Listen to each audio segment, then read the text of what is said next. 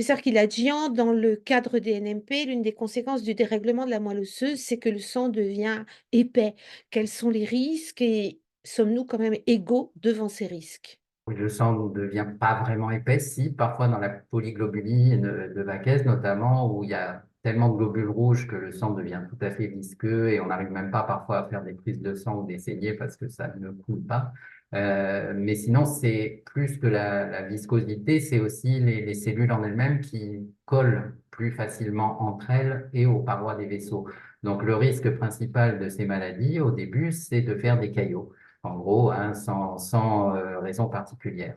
Cependant, effectivement, on n'est pas tous égaux, c'est-à-dire que la survenue de caillots peut se voir en dehors des NMP avec un certain nombre de facteurs de risque qui sont bien connus, qui sont l'âge, qui sont l'hypercholestérolémie, le diabète, le tabagisme. Donc, tous les facteurs cardiovasculaires classiques, habituels, ici vont jouer un rôle encore plus important puisqu'ils vont venir s'ajouter aux risques liés à la NMP. C'est pour ça qu'on dit que dans les NMP, il faut être particulièrement vigilant et parfois on est très casse-pied à essayer de vous faire perdre du poids, faire baisser le cholestérol, arrêter le tabagisme, etc. Puisqu'on sait que ces petites choses additionnées les unes aux autres entraînent un risque franchement plus élevé de faire des caillots.